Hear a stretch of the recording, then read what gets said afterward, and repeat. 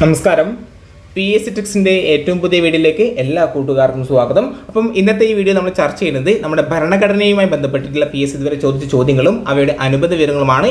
ഇതുവരെ നമ്മുടെ LDC അതുപോലെ തന്നെ LGS പരീക്ഷകൾ തയ്യാറെടുക്കുന്നു. അതുപോലെ ഏത് പരീക്ഷയാവട്ടെ, PSCയുമായി ബന്ധപ്പെട്ട ഏത് പരീക്ഷയാവട്ടെ, ഏറ്റവും കൂടുതൽ ചോദ്യങ്ങൾ ഏതാണ് കറണ്ട് അഫയേഴ്സ് ഒഴിച്ചാൽ ഏറ്റവും കൂടുതൽ ചോദ്യങ്ങൾ ചോദിക്കുന്ന ഒരു മേഖലയാണ് ഏത് ഭരണഘടന, ഇന്ത്യൻ ഭരണഘടന എന്ന് പറയുന്നത്. ഓക്കെ അല്ലേ? അപ്പം ഇന്ത്യൻ ഭരണഘടന പൂർണ്ണമായിട്ടും പഠിച്ചിട്ട് പോകുന്ന ഉദ്യോഗാർത്ഥികൾക്ക് നല്ലൊരു മാർക്ക് അല്ലെങ്കിൽ റാങ്ക് നിർണ്ണയിക്കുന്നത് ഇത്തരത്തിലുള്ള ഭരണഘടനയിൽ നിന്നൊക്കെയുള്ള ചോദ്യങ്ങളായിരിക്കും. ഓക്കെ അല്ലേ? അപ്പം അധികം വലിച്ചു നിർത്തുന്നില്ല, നമുക്ക് ചർച്ച ചെയ്യാം. എന്താണ് ഒന്നാമത്തെ ക്വസ്റ്റ്യൻ? ഒന്നാമത്തെ ക്വസ്റ്റ്യൻ ഇതാണ്. ഇന്ത്യൻ ഭരണഘടനാ നിർമ്മാണ സഭയുടെ താൽക്കാലിക അധ്യക്ഷനായി ഏറ്റവും പ്രായം കൂടിയ അംഗമായ സച്ചിദാനന്ദ സിൻഹയെ തിരഞ്ഞെടുത്തത് ഏത് രാജ്യത്തെ പാർലമെന്ററി രീതി പ്രകാരമാണ്? നമുക്കറിയാം, ഇന്ത്യൻ ഭരണഘടനാ നിർമ്മാണ സഭയുടെ ആദ്യത്തെ സമ്മേളനത്തിൽ താൽക്കാലിക അധ്യക്ഷനായിട്ട് ആരെ തെരഞ്ഞെടുത്തു? താൽക്കാലിക അധ്യക്ഷനായിട്ട് സച്ചിദാനന്ദ സിൻഹയെ തെരഞ്ഞെടുത്തു എന്ന് നമുക്കറിയാം. അപ്പോൾ എന്തിന്റെ അടിസ്ഥാനത്തിലാണ് സച്ചിദാനന്ദ സിൻഹയെ ഭരണഘടനാ നിർമ്മാണ സഭയുടെ താൽക്കാലിക അധ്യക്ഷനായി തെരഞ്ഞെടുത്തത്? ആ സഭയുടെ ആ നിർമ്മാണ സഭയുടെ ഏറ്റവും പ്രായം കൂടിയ അംഗം എന്ന നിലയിലാണ് സച്ചിദാനന്ദ സിൻഹയെ ഭരണഘടനാ നിർമ്മാണ സഭയുടെ താൽക്കാലിക അധ്യക്ഷനായി തെരഞ്ഞെടുത്തത്. ഇത്തരത്തിൽ ഏത് രാജ്യത്തിൻ്റെ പാർലമെന്ററി രീതി പ്രകാരമാണ് തെരഞ്ഞെടുത്തെന്ന് ചോദിച്ചാൽ ഫ്രാൻസ്. എന്താണ് ഫ്രാൻസ്? ഇത് ഓൾറെഡി PS ചോദിച്ചു. ഫ്രാൻസ്. അപ്പം ഫ്രാൻസിൻ്റെ രീതിയാണ് ഏത്?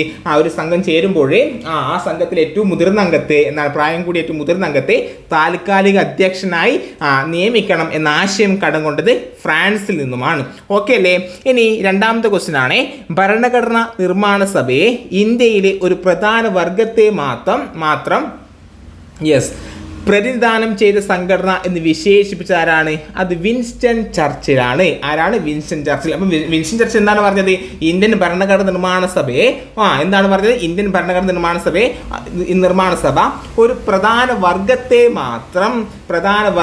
മാത്രം പ്രതിനിധാനം ചെയ്ത സംഘടന എന്ന് വിശേഷിപ്പിച്ചത് വിൻസ്റ്റൺ ചർച്ചിലാണ്. ആരാണ്? Winston Churchill. എങ്കിൽ മൂന്നാമത്തെ ക്വസ്റ്റ്യൻ എന്താണ്? നെക്സ്റ്റ് ക്വസ്റ്റ്യൻ എന്താണ്? ഇന്ത്യൻ ഭരണഘടനയുടെ ഘടനാപരമായ ഭാഗം ഏറ്റവും കൂടുതൽ ഉൾക്കൊണ്ടിരിക്കുന്നത് ഏത് ബ്രിട്ടീഷ് നിയമ സംഹിതയിൽ നിന്നാണ്? 1935 ഗവൺമെന്റ് ഓഫ് ഇന്ത്യ നിയമം. ഏതാണ്? ഇന്ത്യൻ ഭരണഘടനാ നിർമ്മാണ സഭ ഏറ്റവും കൂടുതൽ ആശയങ്ങൾ കടം കൊണ്ടത് 1935 ഗവൺമെന്റ് ഓഫ് ഇന്ത്യ നിയമത്തിൽ നിന്നുമാണ്. ഓക്കെ അല്ലേ? ഇതും PS പ്രസ്താവന രീതിയിൽ കഴിഞ്ഞൊരു പരീക്ഷയിൽ ചോദിച്ചു. ഇന്ത്യൻ ഭരണഘടന ഏറ്റവും കൂടുതൽ ആശയങ്ങൾ കടം കൊണ്ടത് എവിടെ നിന്നുമാണ്? 1935 ഗവൺമെന്റ് ഓഫ് ഇന്ത്യ നിയമമാണ്. ഓക്കെ അല്ലേ? എങ്കിൽ നെക്സ്റ്റ് ക്വസ്റ്റ്യൻ എന്താണ്? ഇന്ത്യൻ ഭരണഘടനാ നിർമ്മാണ സഭയുടെ ആദ്യ ദിനത്തിൽ എത്ര പേരാണ് സന്നിഹിതരായിരുന്നത്? 211 ആൾക്കാർ. എത്ര ആൾക്കാരാണ്? 211. ഇന്ത്യൻ ഭരണഘടനാ നിർമ്മാണ സഭയുടെ ആദ്യ ദിനത്തിൽ എത്ര പേരാണ് സന്നിഹിതരായിരുന്നു ചോദിച്ചാൽ പറയണം 211 ആൾക്കാർ. എത്രയാണ്? 211. ഓക്കെ അല്ലേ? ഇനി ഇന്ത്യൻ ഭരണഘടനാ നിർമ്മാണ സഭയിൽ ലാംഗ്വേജ് കമ്മിറ്റിയുടെ തലവനായിരുന്ന ആരാണ്? അത് മോട്ടൂരി സത്യനാരായണ. ആരാണ്? മോട്ടൂരി സത്യനാരായണ. ഭരണഘടനാ നിർമ്മാണ സഭയിൽ ലാംഗ്വേജ് കമ്മിറ്റിയുടെ തലവനായിരുന്ന ആരാണ്? മോട്ടൂരി സത്യനാരായണ. ഇനി നെക്സ്റ്റ് ക്വസ്റ്റ്യൻ ആണ്, ഭരണഘടനയുടെ കരട് പരിശോധിക്കുന്നതിനുള്ള സ്പെഷ്യൽ കമ്മിറ്റിയുടെ ചെയർമാൻ ആരായിരുന്നു? അത് അല്ലാടി കൃഷ്ണസ്വാമി അയ്യർ. ആരാണ്? അല്ലാടി കൃഷ്ണസ്വാമി അയ്യർ. ഭരണഘടനയുടെ കരട് പരിശോധിക്കുന്നതിനുള്ള സ്പെഷ്യൽ കമ്മിറ്റിയുടെ ചെയർമാൻ ആരായിരുന്നു? അല്ലാടി കൃഷ്ണസ്വാമി അയ്യർ. ഇതും ഓൾറെഡി PS ചോദിച്ചു. ആരാണ്? അല്ലാടി കൃഷ്ണസ്വാമി അയ്യർ. കരട് എന്താണ്? ഭരണഘടനയുടെ കരട് പരിശോധിക്കുന്നതിനുള്ള സ്പെഷ്യൽ കമ്മിറ്റിയുടെ ചെയർമാൻ ആരായിരുന്നു? അല്ലാടി കൃഷ്ണസ്വാമി അയ്യരാണ്. എങ്കിൽ നെക്സ്റ്റും ഇത് ഓൾറെഡി PS ചോദ്യമാണ്. ഭരണഘടനാ നിർമ്മാണ സഭയുടെ ഹൗസ് കമ്മിറ്റിയുടെ തലവൻ ആരാണ്? House committee. എന്താണ്? ഭരണഘടനാ നിർമ്മാണ സഭയുടെ ഹൗസ് കമ്മിറ്റിയുടെ തലവൻ ആരാണ്? അത് പട്ടാഭി സീതാരാമയ്യ. ആരാണ്? പട്ടാഭി സീതാരാമയ്യാണ് ഭരണഘടനാ നിർമ്മാണ സഭയുടെ ഹൗസ് കമ്മിറ്റി തലവൻ. എങ്കിൽ നെക്സ്റ്റ് ക്വസ്റ്റ്യൻ, ഏത് രാജ്യത്ത് നിന്നുമാണ് മൗലിക കർത്തവ്യങ്ങൾ എന്ന ആശയം പ്രധാനമായും ഇന്ത്യ കടമെടുത്തത്? മുൻ സോവിയറ്റ് യൂണിയൻ. അപ്പം മൗലിക കർത്തവ്യങ്ങൾ എന്ന ആശയം ഇന്ത്യ കടം കൊണ്ടത് ഏത് രാജ്യത്തു നിന്നുമാണ്? മുൻ സോവിയറ്റ് യൂണിയൻ. ഓക്കെ അല്ലേ? യെസ് എങ്കിൽ എന്താണ് ഭരണഘടനയിൽ പരാമർശിക്കുന്നില്ലെങ്കിലും പ്ലാനിംഗ് കമ്മീഷന്റെ ആശയം ഇന്ത്യ സ്വീകരിച്ചത് ഏത് രാജ്യത്തു നിന്നുമാണ്? അത് മുൻ സോവിയറ്റ് യൂണിയനിൽ നിന്നാണ്. എന്നാണ് ഭരണഘടനയിൽ പ്ലാനിംഗ് കമ്മീഷനെ കുറിച്ച് പരാമർശിക്കുന്നില്ലെങ്കിലും ഇന്ത്യ സ്വീകരിച്ചത് എന്ന ആശയം, പ്ലാനിംഗ് കമ്മീഷന്റെ ആശയം ഇന്ത്യ സ്വീകരിച്ചത് ഏത് രാജ്യത്തു നിന്നുമാണ്? മുൻ സോവിയറ്റ് യൂണിയൻ എന്നാണ്, മുൻ സോവിയറ്റ് യൂണിയൻ. ഓക്കെ അല്ലേ? എങ്കിൽ നെക്സ്റ്റ് വെരി വെരി ഇമ്പോർട്ടൻറ്റ്, അടിയന്തരാവസ്ഥ കാലത്ത് മൗലികാവകാശങ്ങൾ റദ്ദു ചെയ്യുന്ന സമ്പ്രദായം ഇന്ത്യ എവിടെ നിന്നാണ് കടം കൊണ്ടത്? അത് ജർമ്മനിയിലെ വെയ്മർ ഭരണഘടന, എന്താണ് ജർമ്മനിയിലെ വെയ്മർ ഭരണഘടനയിൽ നിന്നുമാണ് അടിയന്തരാവസ്ഥ കാലത്ത് മൗലിക അവകാശങ്ങൾ റദ്ദു ചെയ്യുന്ന സമ്പ്രദായം ഇന്ത്യ കടം കൊണ്ടത്. ഓക്കെ അല്ലേ? അപ്പം അടിയന്തരാവസ്ഥ കാലത്ത് മൗലിക അവകാശങ്ങൾ റദ്ദു ചെയ്യുന്നുണ്ടല്ലേ? ഇത്തരത്തിൽ അടിയന്തരാവസ്ഥ കാലത്ത് മൗലിക അവകാശങ്ങൾ റദ്ദു ചെയ്യുക എന്ന ആശയം ഇന്ത്യ കടം കൊണ്ടത് ജർമ്മനിയിലെ വെയ്മർ ഭരണഘടനയിൽ നിന്നാണ്. ഓക്കെ, ഇനി ഗവർണർ പദവി നോക്കൂ. ഗവർണർ പദവി സംബന്ധിച്ച വ്യവസ്ഥകൾ സ്വീകരിച്ചിരിക്കുന്നത് ഏത് ബ്രിട്ടീഷ് നിയമസംഹിതയിൽ നിന്നാണ്? അതും 1935 ഗവൺമെന്റ് ഓഫ് ഇന്ത്യ ആക്ട് എന്നാണ്.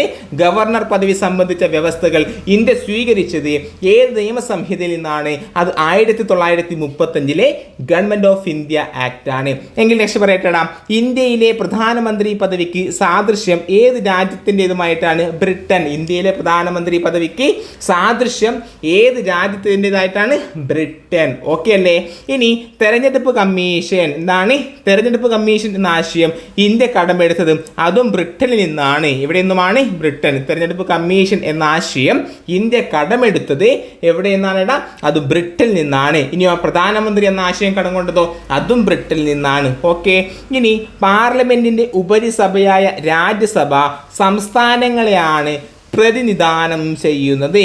അപ്പം ചോദിച്ചതാണ് പാർലമെന്റിന്റെ ഉപരിസഭ എന്നറിയപ്പെടുന്നത്. ഉപരിസഭ എന്നാണ് ഉപരിസഭ.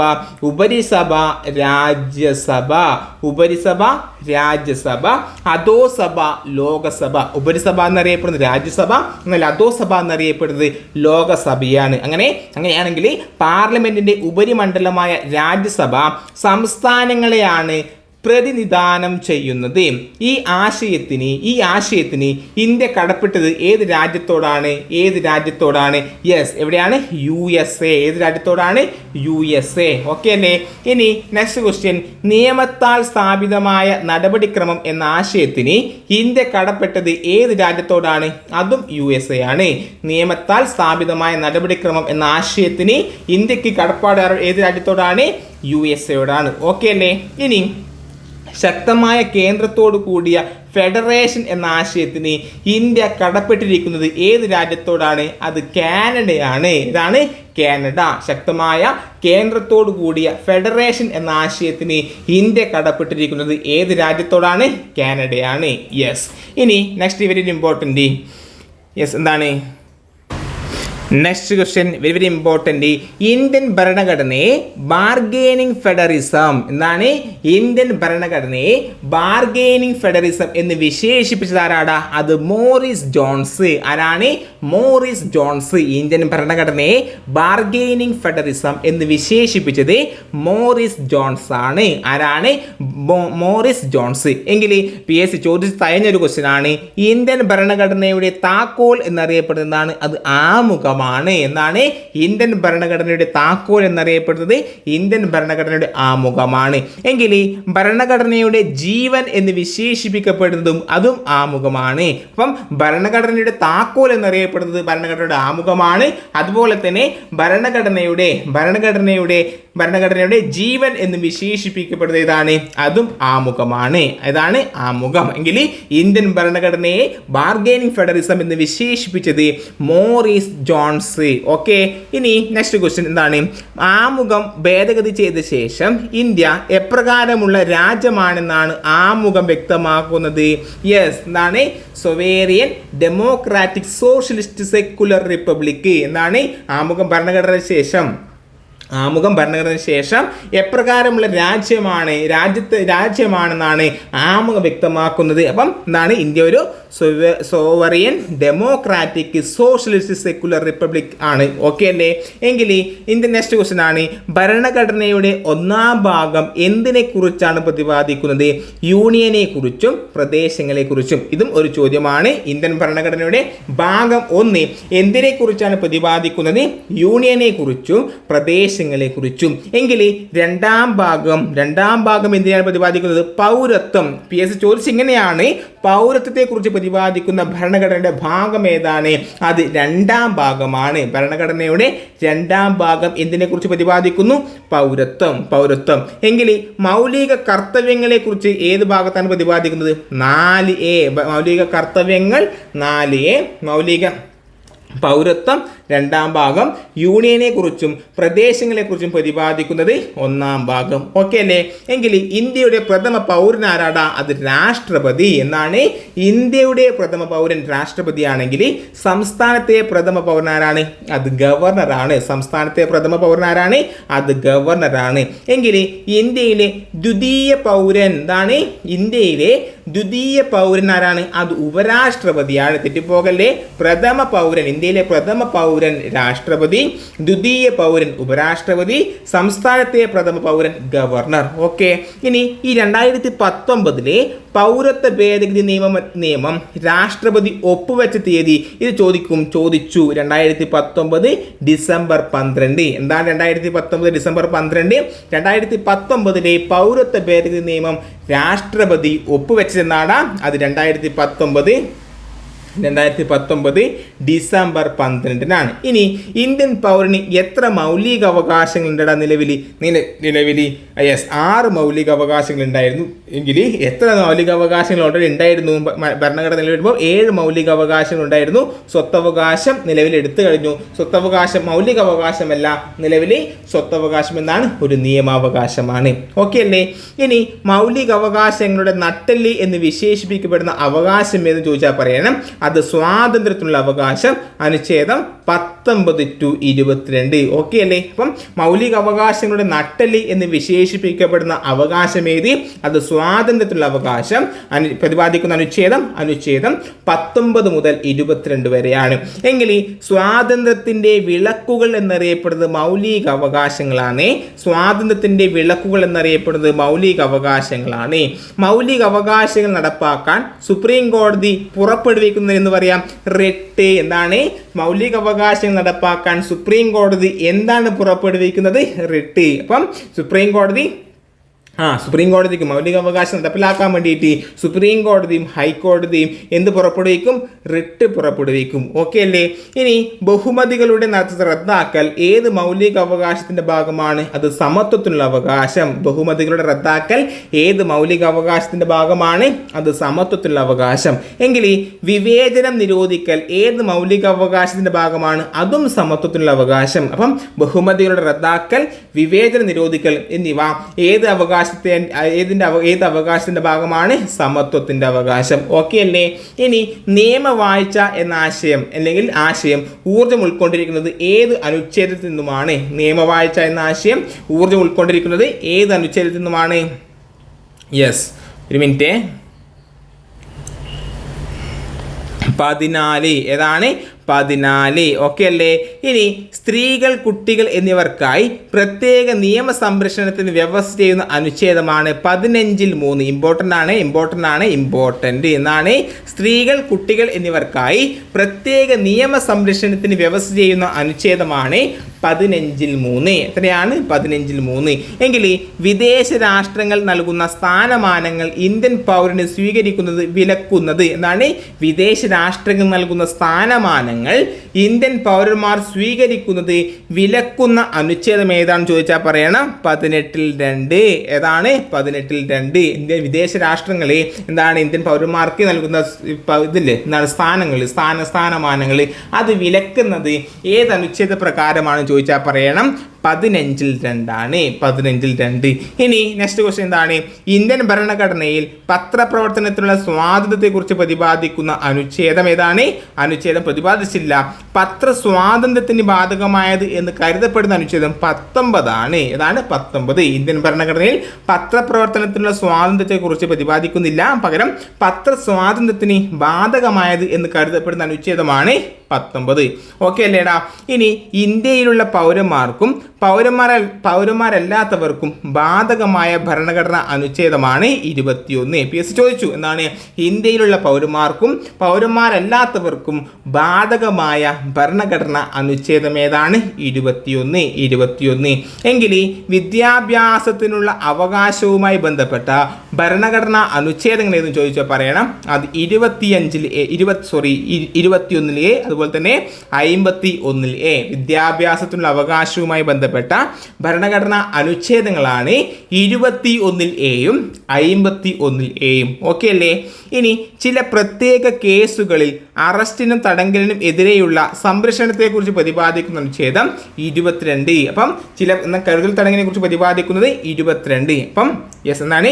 ചില പ്രത്യേക കേസുകളിലും അറസ്റ്റിനും തടങ്കലിനും എതിരെയുള്ള സംരക്ഷണത്തെക്കുറിച്ച് പ്രതിപാദിക്കുന്ന അനുച്ഛേദം 22. എങ്കിൽ അടിമവേലയും മനുഷ്യ കച്ചവടവും തടയുന്നതിനെ കുറിച്ച് പ്രതിപാദിക്കുന്ന അനുച്ഛേദം 24 എന്നാണ് ബാലവേല. അതുപോലെ തന്നെ മനുഷ്യ കച്ചവടം തടയലിനെ കുറിച്ച് പ്രതിപാദിക്കുന്ന അനുച്ഛേദം 24. എങ്കിൽ മതപരമായ കാര്യങ്ങളുടെ നടത്തിപ്പിനുള്ള സ്വാതന്ത്ര്യത്തെക്കുറിച്ച് പ്രതിപാദിക്കുന്ന അനുച്ഛേദം ഏതാണ്? അത് 26. ഏതാണ്? 26. എന്താണ്? മതപരമായ കാര്യങ്ങളുടെ നടത്തിപ്പിനുള്ള സ്വാതന്ത്ര്യത്തെക്കുറിച്ച് പ്രതിപാദിക്കുന്ന അനുച്ഛേദം 26. ഇനി 1978 44 ഭേദഗതി പ്രകാരം മൗലിക അവകാശങ്ങളുടെ കൂട്ടത്തിൽ നിന്നും നീക്കം ചെയ്യപ്പെട്ട അനുച്ഛേദം ഏതാണ്? അത് 31. ഏതാണ്? 31. 1978 44 ഭേദഗതി പ്രകാരം മൗലിക അവകാശങ്ങളുടെ കൂട്ടത്തിൽ നിന്ന് നീക്കം ചെയ്യപ്പെട്ട അനുച്ഛേദമാണ് 31. ഇതൊക്കെ നോട്ട് ചെയ്തോ, ഇമ്പോർട്ടൻ്റ് ആണ്. എങ്കിൽ സ്വത്തവകാശം ഞാൻ പറഞ്ഞു എന്താണ്? 1978 44 ഭരണഘടനാ ഭേദഗതി പ്രകാരം സ്വത്തവകാശത്തെ മൗലിക അവകാശങ്ങൾ നീക്കം ചെയ്തു. നിലവിൽ എന്താണ്? സ്വത്തവകാശം ഒരു നിയമാവകാശമാണ്. നിലവിൽ ആകെ എത്ര മൗലിക അവകാശങ്ങളുണ്ട്? 6 മൗലിക അവകാശങ്ങളുണ്ട്. എങ്കിൽ ഈ സ്വത്തവകാശത്തെക്കുറിച്ച് പ്രതിപാദിക്കുന്ന ഭരണഘടന അനുച്ഛേദം 300A. ഏതാണ്? 300A. സ്വത്തവകാശത്തെക്കുറിച്ച് പ്രതിപാദിക്കുന്ന ഭരണഘടനാ അനുച്ഛേദമാണ് 300A. അപ്പം സ്വത്തവകാശം ഇപ്പോൾ ഏതൊരു അവകാശമാണ്? നിയമപരമായ അവകാശമാണ്. സ്വത്തവകാശം നിലവിൽ നിയമപരമായ അവകാശമാണ്. ഇനി ദേശീയ അടിയന്തരാവസ്ഥ പ്രഖ്യാപിക്കാനും അനുച്ഛേദം 20, 21 റദ്ദാക്കാനുമുള്ള മൗലിക അവകാശം റദ്ദാക്കില്ല എന്ന് വ്യവസ്ഥ ചെയ്യുന്ന ഭരണഘടനാ അനുച്ഛേദം എന്താണ്? ദേശീയ അടിയന്തരാവസ്ഥ പ്രഖ്യാപിച്ചാലും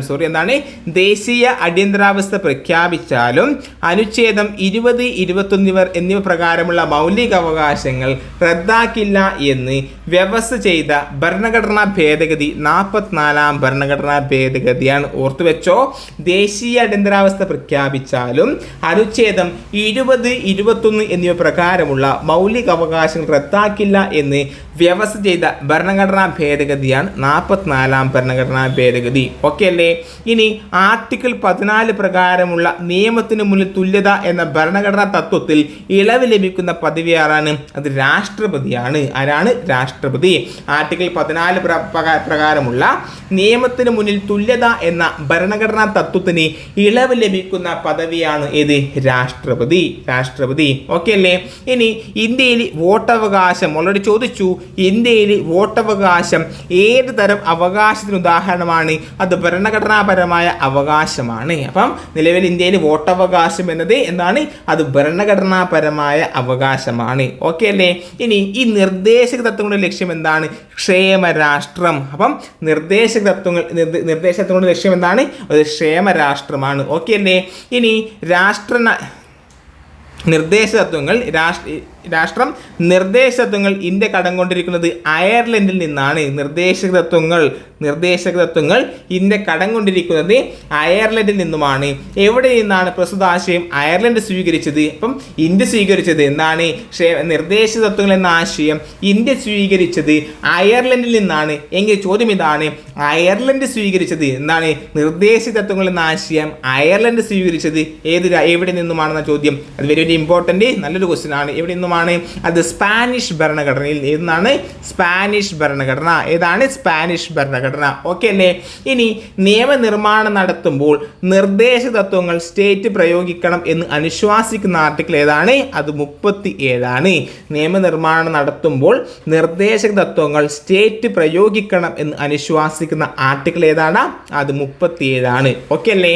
ഇനി നെക്സ്റ്റ് ക്വസ്റ്റ്യൻ, എല്ലാ പൗരന്മാർക്കും മതിയായ ഉപജീവന മാർഗങ്ങൾ ലഭ്യമാക്കുന്നതിനെ കുറിച്ച് പ്രതിപാദിക്കുന്ന നിർദ്ദേശ തത്വം ഏതാണ്? അത് അനുച്ഛേദം 39A. ഏതാണ്? 39A. എല്ലാ പൗരന്മാർക്കും മതിയായ ഉപജീവന മാർഗങ്ങൾ ലഭ്യമാക്കുന്നതിനെ കുറിച്ച് പ്രതിപാദിക്കുന്ന നിർദ്ദേശക തത്വം ഏതാണ്? അത് 39A ആണ്. എത്രയാണ്? 39A. ഓക്കെ അല്ലേ? ഇനി വലിയൊരു ഇമ്പോർട്ടൻ്റ്, ഗ്രാമപഞ്ചായത്തുകളുടെ രൂപവൽക്കരണത്തെ കുറിച്ച് പ്രതിപാദിക്കുന്ന നിർദ്ദേശ തത്വം ഏതാണ്? അത് അനുച്ഛേദം 40 ഗ്രാമപഞ്ചായത്തുകളുടെ രൂപവൽക്കരണത്തെ കുറിച്ച് പ്രതിപാദിക്കുന്ന നിർദ്ദേശ തത്വം ഏതാണ്? അത് അനുച്ഛേദം 40 എങ്കിൽ യൂണിഫോം സിവിൽ കോഡ്, ഇതൊക്കെ ഓൾറെഡി ചോദിച്ചതാണ്. എന്താണ്? യൂണിഫോം സിവിൽ കോഡിനെ കുറിച്ച് പ്രതിപാദിക്കുന്ന ഭരണഘടന അനുച്ഛേദം 44. Uniform civil code article 44. Okay അല്ലേ? യെസ്. ഇനി മദ്യനിരോധനം വ്യവസ്ഥ ചെയ്യുന്ന ഭരണഘടന അനുച്ഛേദം 47. ഗോവർ നിരോധനം 48. അപ്പം യൂണിഫോം സിവിൽ കോഡിനെ പറ്റി പ്രതിപാദിക്കുന്ന ഭരണഘടന അനുച്ഛേദം 44, മദ്യനിരോധനം 48, ഗോവർ നിരോധനം 49. ഓക്കെ അല്ലേ? ഇനി ഇന്ത്യൻ ഭരണഘടനയിൽ മൗലിക ചുമതലകൾ ഉൾപ്പെടുത്തിയ സമയത്തെ കേന്ദ്ര നിയമമന്ത്രി ആരാണ്? അത് HR ഗോഖലെ. ആരാണ്? HR ഗോഖലെ. ഇന്ത്യൻ ഭരണഘടനയിൽ മൗലിക ചുമതലകൾ ഉൾപ്പെടുത്തിയ സമയത്തെ കേന്ദ്ര നിയമമന്ത്രി ആരാണ്? അത് HR ഗോഖലെ. ആരാടാ? HR ഗോഖലെ. ഓക്കെ അല്ലേ? യെസ്. ഇനി സ്വാതന്ത്ര്യത്തിന് വേണ്ടിയുള്ള നമ്മുടെ ദേശീയ സമരത്തിന് പ്രചോദനം നൽകിയ മഹത്തായ ആദർശങ്ങളെ പരിപോഷിപ്പിക്കുകയും പിന്തുടരുകയും ചെയ്യുക എന്ന് അനുശാസിക്കുന്ന മൗലിക കടമ ഉൾക്കൊള്ളുന്ന അനുച്ഛേദം ഏതാണ്? അത് 51AB ആണ്. എന്നാണ് 51AB പറയുന്നത്? യെസ്. സ്വാതന്ത്ര്യത്തിന് വേണ്ടി നമ്മുടെ ദേശീയ സമരത്തിന് പ്രചോദനം നൽകിയ മഹത്തായ ആദർശങ്ങളെ പരിപോഷിപ്പിക്കുകയും പിന്തുടരുകയും ചെയ്യുക എന്ന് അനുശാസിക്കുന്ന മൗലിക കടമ ഉൾക്കൊള്ളുന്ന അനുച്ഛേദം ഏതാണ്? അത് 51AB ആണ്. 51AB. ഓക്കെ അല്ലേ? ഇനി യെസ്, നമ്മുടെ സഞ്ചിത സംസ്കാരത്തിൻ്റെ സമ്പന്നമായ പാരമ്പര്യത്തെ വിലമതിക്കുകയും നിലനിർത്തുകയും ചെയ്യുക എന്ന് അനുശാസിക്കുന്ന മൗലിക കടമ ഉൾക്കൊള്ളുന്ന അനുച്ഛേദം 51AF ആണ്. 51AF എന്ന് പറയുന്നത് നമ്മുടെ സംസ്കാരത്തിൻ്റെ സമ്പന്നമായ പാരമ്പര്യത്തെ വിലമതിക്കുകയും നിലനിർത്തുകയും ചെയ്യുക എന്ന് അനുശാസിക്കുന്ന മൗലിക കടമ ഉൾക്കൊള്ളുന്ന അനുച്ഛേദമാണ് 51AF. 51AF. ഇതിൽ എങ്കിൽ 51A B എന്നാ പറയുന്നത് AB, 51A എന്താണ് B എന്നാ പറയുന്നത്? സ്വാതന്ത്ര്യത്തിന് വേണ്ടിയുള്ള നമ്മുടെ ദേശീയ സമരത്തിന് പ്രചോദനം നൽകിയ മഹത്തായ ആദർശങ്ങളെ പരിപോഷിക്കുകയും പിന്തുടരുകയും ചെയ്യുക എന്ന് അനുശാസിക്കുന്ന മൗലിക കടമ ഉൾക്കൊള്ളുന്ന അനുച്ഛേദമാണ് 51AB. ഓക്കെ അല്ലേ? എങ്കിൽ നമ്മുടെ സംസ്കാരത്തെ സമ്പന്നമായ പാരമ്പര്യത്തെയും നമ്മുടെ സംസ്കാരത്തിൻ്റെ സമ്പന്നമായ പാരമ്പര്യത്തെ വിലമതിക്കുകയും നിലനിർത്തുകയും ചെയ്യുക എന്ന് അനുശാസിക്കുന്ന മൗലിക കടമ ഉൾക്കൊള്ളുന്ന അനുച്ഛേദം ഏതാണ്? 51AF. 51AF. എങ്കിൽ അടുത്ത പറയട്ടേടാ. യെസ്. ശാസ്ത്രീയ മനോഭാവവും മാനവികതയും അന്വേഷണത്തിനും പരിഷ്കരണത്തിനുമുള്ള മനോഭാവവും വികസിപ്പിക്കുക എന്ന് അനുശാസിക്കുന്ന മൗലിക കടമ ഉൾക്കൊള്ളുന്ന അനുച്ഛേദമാണ് 51AH. ഓക്കെ. ഇനി 51AH. ഓക്കെ അല്ലേ? നെക്സ്റ്റ് ക്വസ്റ്റ്യൻ ആണ്, ഇന്ത്യയിലെ പ്രതിരോധ സേനകളുടെ പരമാധിപത്യം ആര് ലക്ഷ്യത്വമാണ്? അത് രാഷ്ട്രപതി. ഇന്ത്യൻ സേനകളുടെ പരമാധികാരാണ് രാഷ്ട്രപതിയാണ്. ആ രാഷ്ട്രപതി. എങ്കിൽ PSC ഓൾറെഡി ചോദ്യമാണ്, രാജിവെക്കാൻ ഉദ്ദേശിക്കുന്ന പക്ഷം പ്രസിഡന്റ് ആർക്കാണ് രാജിക്കത്ത് നൽകേണ്ടത്? ഓൾറെഡി PSC ചോദിച്ചു. പ്രസിഡന്റ് രാജിക്കത്ത് നൽകേണ്ടത് ആർക്കാണ്? അത് വൈസ് പ്രസിഡന്റിനാണ്. Vice president. ഓക്കെ അല്ലേ? അപ്പം രാഷ്ട്രപതി എന്നാണ് പ്രസിഡന്റ് രാജിക്കത്ത് നൽകേണ്ടത് ആർക്കാണ്? വൈസ് പ്രസിഡന്റിന്. അങ്ങനെയാണെങ്കിൽ വൈസ് പ്രസിഡന്റ് ആർക്കാണ് രാജിക്കത്ത് നൽകേണ്ടത്? അത് രാഷ്ട്രപതിക്ക്. ആർക്കാണ്? രാഷ്ട്രപതിക്ക്. ഓക്കെ അല്ലേ? അപ്പം നമ്മുടെ വൈസ് പ്രസിഡന്റ് ആണ് രാജിവെക്കുന്നത് എങ്കിൽ വൈസ് പ്രസിഡന്റ് രാജിക്കത്ത് നൽകേണ്ടത് ആർക്കാണ്? പ്രസിഡന്റിന്. ഓക്കെ അല്ലേ? ഇനി ഭരണഘടനാ പ്രകാരം ഇന്ത്യയിൽ നിർവഹണാധികാരം ആരിൽ നിക്ഷിപ്തമായിരിക്കുന്നു? പ്രസിഡന്റിൽ. ഇന്ത്യയിലെ ഭരണഘടനാ പ്രകാരം ഇന്ത്യയിൽ നിർവഹണാധികാരം ആരിൽ നിക്ഷിപ്തമായിരിക്കുന്നു? പ്രസിഡന്റ്. ഓക്കെ അല്ലേ? ഇനി രാഷ്ട്രപതി തെരഞ്ഞെടുപ്പിന് നാമനിർദ്ദേശം സമർപ്പിക്കാൻ ഒരു സ്ഥാനാർത്ഥിക്ക് 50 വീതം പ്രൊപ്പോസർമാരും സെക്കൻഡർമാരും 50 വീതം പ്രൊപ്പോസർമാരും സെക്കൻഡർമാരും വേണമെന്ന് വ്യവസ്ഥ ഇലക്ഷൻ കമ്മീഷൻ കൊണ്ടുവന്ന വർഷം 1974. ഏത് വർഷമാണ്? 1974. അപ്പം രാഷ്ട്രപതി തെരഞ്ഞെടുപ്പിന് നാമനിർദ്ദേശം സമർപ്പിക്കാൻ ഒരു സ്ഥാനാർത്ഥിക്ക് 50 വീതം പ്രൊപ്പോസർമാരും സെക്കൻഡർമാരും വേണമെന്ന വ്യവസ്ഥ ഇലക്ഷൻ കമ്മീഷൻ കൊണ്ടുവന്ന വർഷം 1974. ഏത് വർഷം? 1974. ഓക്കെ അല്ലേ? യെസ്. ഇനി ഇംപീച്ച്മെന്റ് ആരോപണം സംബന്ധിച്ച് രാഷ്ട്രപതിക്ക് എത്ര ദിവസത്തെ നോട്ടീസാണ് നൽകേണ്ടത്? യെസ്, 14 ദിവസം. രാഷ്ട്രപതിക്ക് എത്ര ദിവസം മുമ്പാണ് നോട്ടീസ് നൽകേണ്ടത്? 14. ഇംപീച്ച്മെന്റ് ആരോപണം സംബന്ധിച്ച് രാഷ്ട്രപതിക്ക് നോട്ടീസ് നൽകേണ്ടത് 14 ദിവസം മുമ്പെയാണ്. ഓക്കെ അല്ലേ? ഇനി ഇന്ത്യക്ക് ഒരു പ്രസിഡന്റ് ഉണ്ടായിരിക്കണം, അല്ലെങ്കിൽ ഇന്ത്യക്ക് ഒരു രാഷ്ട്രപതി ഉണ്ടായിരിക്കണം എന്ന് വ്യവസ്ഥ ചെയ്യുന്ന ഭരണഘടനാ അനുച്ഛേദം 52. ഓൾറെഡി PSC ചോദിച്ചു, എന്താണ്? ഇന്ത്യക്ക് ഒരു പ്രസിഡന്റ് ഉണ്ടായിരിക്കണമെന്ന് വ്യവസ്ഥ ചെയ്യുന്ന ഭരണഘടനാ അനുച്ഛേദം ഏതാണ്? അത് 52. ഏതാണ്? 52. ഓക്കെ അല്ലേ? ഇനി കൂറുമാറ്റം കൂടാതെയുള്ള പാർലമെന്റ് അംഗങ്ങളുടെ അംഗത്വം സംബന്ധിച്ച അവസാന തീരുമാനമെടുക്കുന്ന ആരാണ്?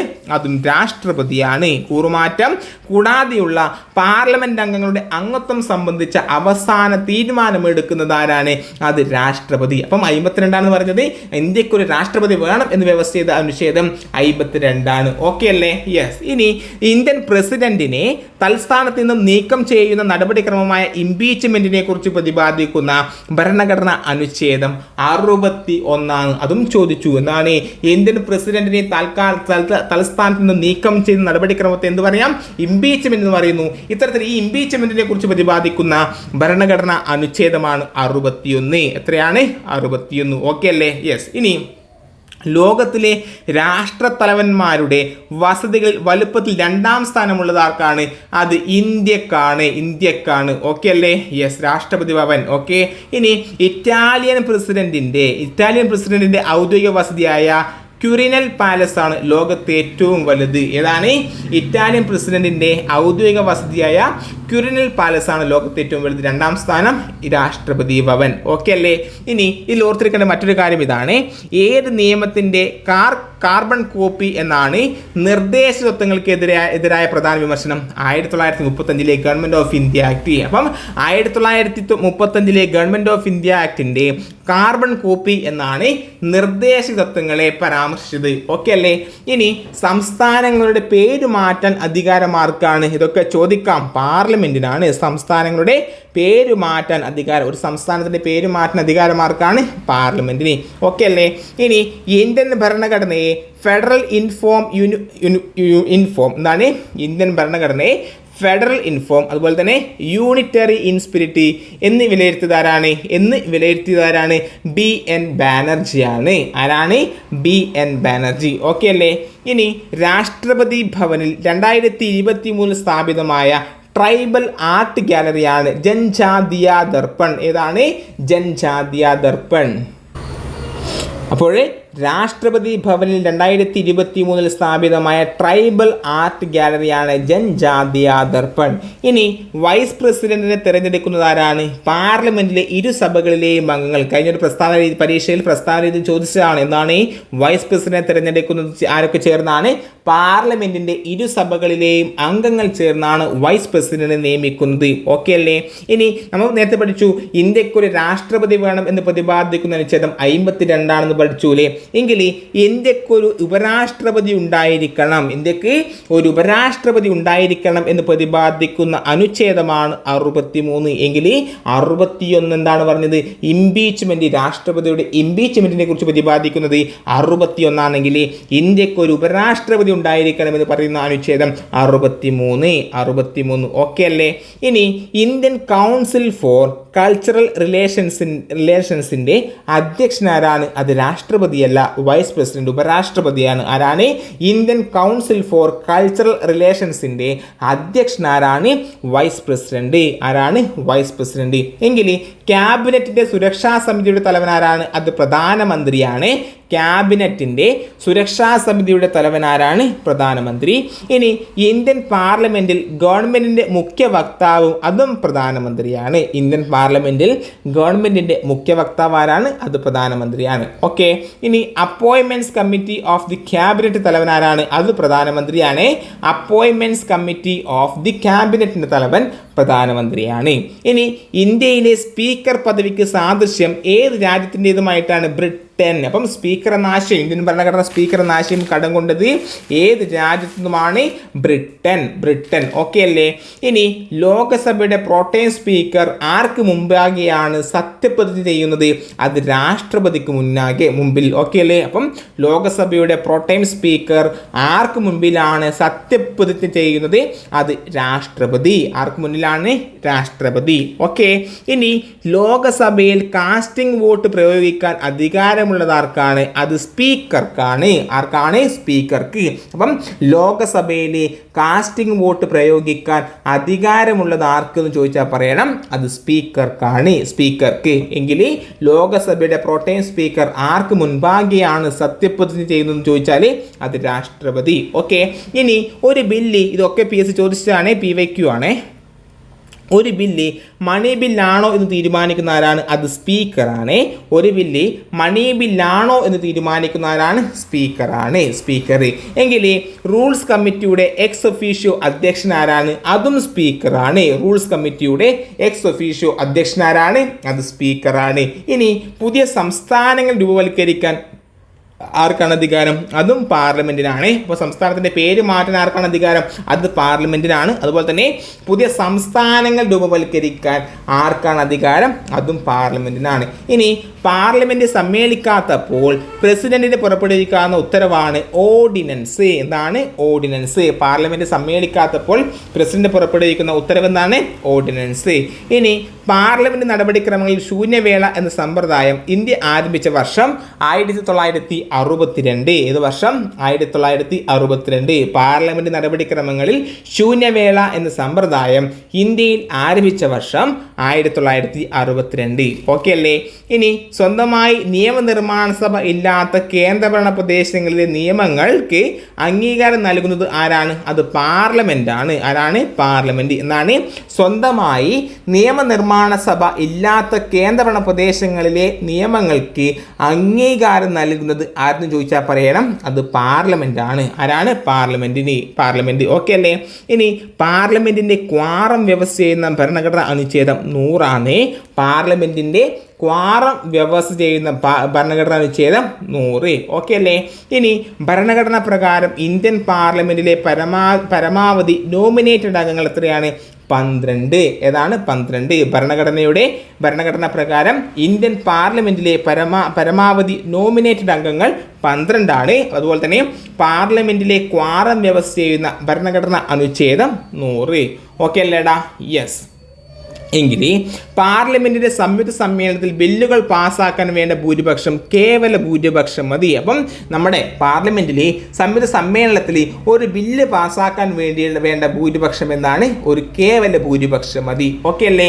ഇനി പാർലമെന്റ് അംഗങ്ങളുടെ അയോഗ്യത സംബന്ധിച്ച വ്യവസ്ഥകൾ പ്രതിപാദിക്കുന്ന അനുച്ഛേദം 102 ആണ്. പാർലമെന്റ് അംഗങ്ങളുടെ എന്താണ് അയോഗ്യത സംബന്ധിച്ച വ്യവസ്ഥകൾ പ്രതിപാദിക്കുന്ന അനുച്ഛേദം 102. ഇനി പാർലമെന്റ് സമ്മേളനം അനുച്ഛേദം 87 പ്രകാരം രാഷ്ട്രപതി നിർത്തിവെക്കുന്നത് ഏത് പേരിൽ അറിയപ്പെടുന്നു? പ്രൊറോഗേഷൻ. ഇതൊക്കെ ചോദിച്ചെന്നാണ് പ്രൊറോഗേഷൻ. ഇന്ത്യൻ പാർലമെന്റ് സമ്മേളനം അനുച്ഛേദം 87 പ്രകാരം അനുച്ഛേദം 87 പ്രകാരം രാഷ്ട്രപതി നിർത്തിവെക്കുന്നത് ഏത് പേരിൽ അറിയപ്പെടുന്നു? പ്രൊറോഗേഷൻ. എന്താണ് പ്രൊറോഗേഷൻ? ഓക്കെ അല്ലേ? ഇനി പാർലമെന്റിലെ പ്രധാന പ്രതിപക്ഷ കക്ഷിയിലെ അംഗം ചെയർമാനായി നിയമിക്കപ്പെടുന്ന പാർലമെന്ററി കമ്മിറ്റി ഏത്? അത് പബ്ലിക് അക്കൗണ്ട്സ് കമ്മിറ്റിയാണ്. ഏതാണ്? Public accounts committee. പാർലമെന്റിലെ പ്രധാന പ്രതിപക്ഷ കക്ഷിയിലെ അംഗം ചെയർമാനായി നിയമിക്കപ്പെടുന്ന പാർലമെന്ററി കമ്മിറ്റി ഏതാണ്? അത് പബ്ലിക് അക്കൗണ്ട്സ് കമ്മിറ്റി. ഇനി ഇന്ത്യൻ പാർലമെന്റിലെ പബ്ലിക് അക്കൗണ്ട്സ് കമ്മിറ്റിയിലെ അംഗസംഖ്യ എത്രയാണ്? അത് 22 ആണ്. ഇന്ത്യൻ പാർലമെന്റിലെ പബ്ലിക് അക്കൗണ്ട്സ് കമ്മിറ്റിയിലെ അംഗസംഖ്യ എത്രയാണ്? അത് 22. എത്രയാണ്? 22.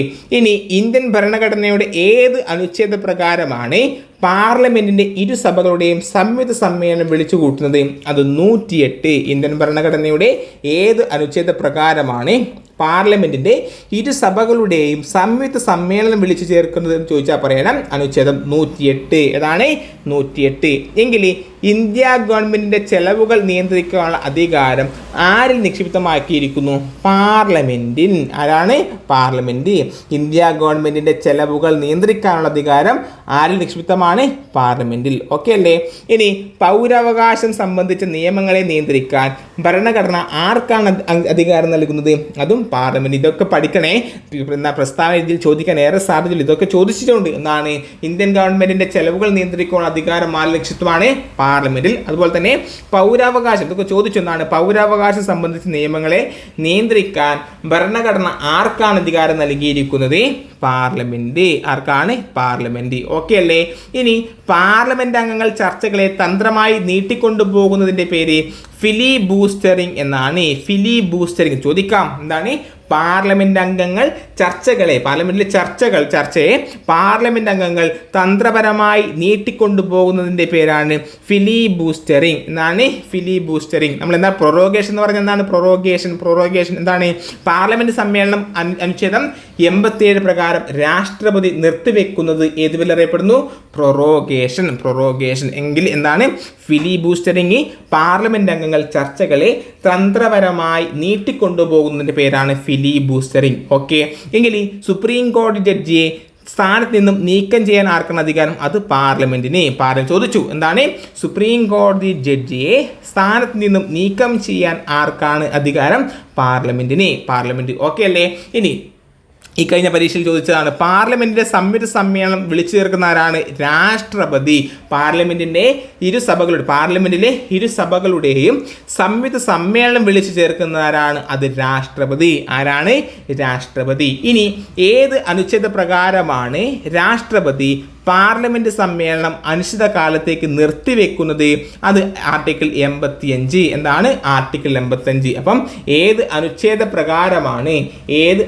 പ്രകാരമാണ് രാഷ്ട്രപതി പാർലമെന്റ് സമ്മേളനം അനിശ്ചിതകാലത്തേക്ക് നിർത്തിവെക്കുന്നത് ചോദിച്ചാൽ പറയണം 85. ഓക്കെ അല്ലേ? ഇനി ലോകസഭാ സെക്രട്ടറി ജനറലിനെ നിയമിക്കുന്നവരാണ്? അത് സ്പീക്കറാണ്. ലോകസഭാ സെക്രട്ടറി ജനറലിനെ നിയമിക്കുന്ന ആരാണ് കൂട്ടുകാരെ? അത് സ്പീക്കറാണ്. എങ്കിൽ എസ്റ്റിമേറ്റ് കമ്മിറ്റിയിലെ അംഗങ്ങളെ നിയമിക്കുന്ന ആരാണ്? അതും സ്പീക്കറാണ്. എന്താണ്? സ്പീക്കർ. അപ്പം ലോകസഭാ സെക്രട്ടറി ജനറലിനെ നിയമിക്കുന്നത് സ്പീക്കർ. അതുപോലെ എസ്റ്റിമേറ്റ് കമ്മിറ്റിയിലെ അംഗങ്ങളെ നിയമിക്കുന്നതുമാരാണ്? സ്പീക്കറാണ്. എസ്റ്റിമേറ്റ് കമ്മിറ്റിയിലെ അംഗങ്ങളെ നിയമിക്കുന്നതും സ്പീക്കറാണ്. ഇനി ജനറൽ പർപ്പസ് കമ്മിറ്റി ആരെയാണ് ഉപദേശിക്കുന്നത്? സ്പീക്കർ. ജനറൽ പർപ്പസ് കമ്മിറ്റി ആരെയാണ് ഉപദേശിക്കുന്നത്? സ്പീക്കർ. ഇനി ഇന്ത്യൻ പാർലമെന്റിൽ അവിശ്വാസ പ്രമേയം അവതരിപ്പിക്കാൻ കഴിയുന്നത് എവിടെയാണ്? അത് ലോകസഭയിൽ മാത്രമേ പറ്റൂ. അപ്പം അവിശ്വാസ പ്രമേയം അവതരിപ്പിക്കാൻ എവിടെയാണ് പറ്റുക? ലോകസഭയിൽ മാത്രമേ എന്താണ് അവിശ്വാസ പ്രമേയം അവതരിപ്പിക്കാൻ വേണ്ടി പറ്റൂ. രാജ്യസഭയിൽ എന്താണ് അവിശ്വാസ പ്രമേയം അവതരിപ്പിക്കാൻ വേണ്ടി പറ്റില്ല. എങ്കിൽ ലോകസഭാ സെക്രട്ടേറിയറ്റിന്റെ നിയന്ത്രണാധികാരി ആരാണ്? അത് ലോകസഭാ സ്പീക്കറാണ്. ലോകസഭാ സെക്രട്ടേറിയറ്റിന്റെ നിയന്ത്രണാധികാരി ആരാണ്? അത് ലോകസഭാ സ്പീക്കർ. ലോകസഭാ സ്പീക്കർ. ഓക്കെ അല്ലേ? ഇനി പട്ടികജാതി പട്ടികവർഗക്കാർക്ക് ലോകസഭയിൽ സംവരണത്തെക്കുറിച്ച് പ്രതിപാദിക്കുന്ന ഭരണഘടന അനുച്ഛേദം ഏതാണ്? അത് 330 ഏതാണ്? 330. പട്ടികജാതി പട്ടികവർഗക്കാർക്ക് ലോകസഭയിലെ സംവരണത്തെക്കുറിച്ച് പ്രതിപാദിക്കുന്ന ഭരണഘടന അനുച്ഛേദം ഏതാണ്? അത് 330. ഓർത്ത് വെച്ചോ. ഓക്കെ അല്ലേ? ഇനി ഭരണഘടനാ വ്യവസ്ഥ പ്രകാരം സംസ്ഥാനങ്ങളിൽ നിന്ന് ലോകസഭയിലേക്ക് പരമാവധി എത്ര അംഗങ്ങളാകാം? 530. എത്രയാണ്? 530 എന്നാണ് ഭരണഘടനാ വ്യവസ്ഥ പ്രകാരം സംസ്ഥാനങ്ങളിൽ നിന്നും ലോകസഭയിലേക്ക് പരമാവധി എത്ര അംഗങ്ങളാകാം? 530. എങ്കിൽ പട്ടികജാതി പട്ടികവർഗക്കാർക്ക് ലോകസഭയിൽ സംവരണത്തെക്കുറിച്ച് പ്രതിപാദിക്കുന്ന ഭരണഘടന അനുച്ഛേദം 330. എങ്കിൽ നെക്സ്റ്റ് ക്വസ്റ്റ്യൻ ആണ്, ഭരണഘടനാ വ്യവസ്ഥ പ്രകാരം കേന്ദ്രഭരണ പ്രദേശങ്ങളിൽ നിന്ന് ലോകസഭയിലേക്ക് പരമാവധി എത്ര അംഗങ്ങളാകാം? 20. അപ്പം നമ്മുടെ ലോകസഭയിലേക്ക് സംസ്ഥാനങ്ങളിൽ നിന്ന് ലോകസഭയിലേക്ക് 530. അങ്ങനെയാണെങ്കിൽ കേന്ദ്രഭരണ പ്രദേശങ്ങളിൽ നിന്ന് ലോകസഭയിലേക്ക് 20. ഓക്കെ അല്ലേ? ഇനി ഇന്ത്യയിലെ ഏറ്റവും വിസ്തീർണം കൂടിയ ലോകസഭാ മണ്ഡലം ഏതെന്ന് ചോദിച്ചാൽ പറയണം, അത് ലഡാക്ക് ആണ്. ഏതാണ്? ലഡാക്ക്. ഇന്ത്യയിലെ ഏറ്റവും വിസ്തീർണം കൂടിയ ലോകസഭാ മണ്ഡലം ഏതാണ്? ലഡാക്ക്. ഓക്കെ അല്ലേ? അപ്പം ഇത്രയും ഭരണഘടനയുമായി ബന്ധപ്പെട്ട് ഇത്രയും ക്വസ്റ്റ്യൻസ് ആണ് ഇന്നത്തെ ഈ കൊച്ചു വീഡിയോ നിങ്ങളുമായി ചർച്ച ചെയ്തത്. നിങ്ങൾക്ക് ഈ വീഡിയോ ഇഷ്ടമായെങ്കിൽ ലൈക്ക് ചെയ്യുക. അതുപോലെ നിങ്ങളുടെ വലിയൊരു അഭിപ്രായങ്ങൾ കമന്റ് രൂപത്തിൽ രേഖപ്പെടുത്താൻ മറക്കരുത്. അതുപോലെ നമ്മുടെ ചാനൽ ആദ്യമായിട്ട് കാണുന്ന കൂട്ടുകാർ എന്താക്കുക, ചാനൽ സബ്സ്ക്രൈബ് കൂടി ചെയ്യുക. ഓക്കെ അല്ലേ? അപ്പം അടുത്ത വീഡിയോയിൽ കാണുന്നവരെ ബൈ ബൈ, സി യു.